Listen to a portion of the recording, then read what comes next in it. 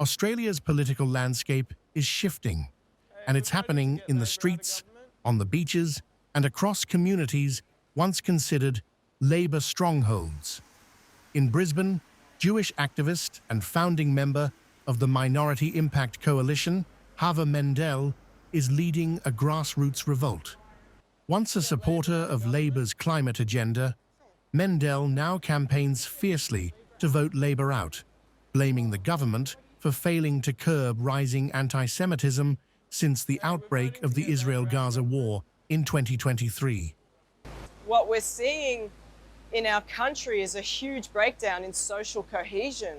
We have people out there at protests who are celebrating Hamas and Hezbollah, which are terrorist organizations that massacre innocent civilians. And it's time that we speak out about this. And we have a weak Labor government with radical Greens allies who are not doing anything. They're just not doing enough.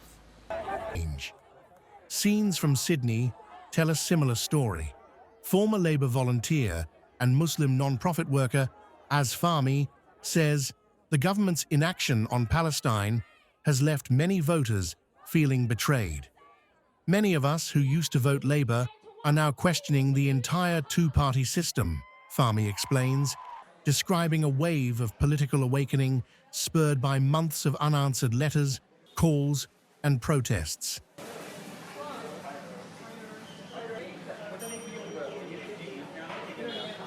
Recently, what's happened in Palestine has really tipped many of us over the edge to become more mobilised. So many of us who used to vote Labor or, some of the other parties are now questioning the duopoly of the two-party system. We wrote many letters, we made many phone calls, emails to our local representative about the issue of Palestine and the Australian government using our tax money to fund the current genocide taking place over there, only for it to have fallen on deaf ears. We're completely ignored. This discontent crosses religious and cultural lines, shaking the very foundation Labor once relied on.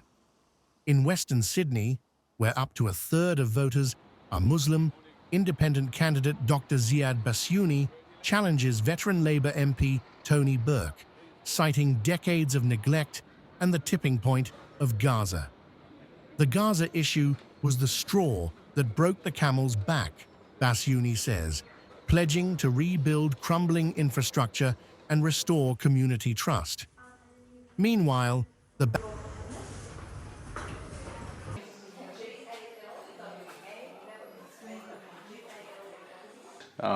we've had 40 years of Labor, 20 years of the same member, and we have 2 hospitals that need refurbishment, rebuilt.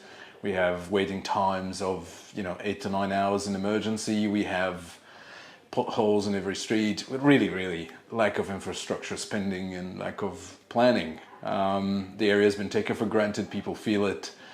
Come on top of it, huge government spending, which has likely kept interest rates higher, as per the governor of the RBA. And we needed someone to stand for the community, and I'm doing that. Gaza was a part of the decision, obviously, but it was the straw that really broke the camel's back. Selective moral outcry is never gonna get us anywhere. We need to deal with the causes of that hate speech, those hate actions. Education, work hard on creating social bridges between different entities and different cultures, which is what we have here in Watson. That would be my response, and it will remain my response, and my statement clarifies that even more.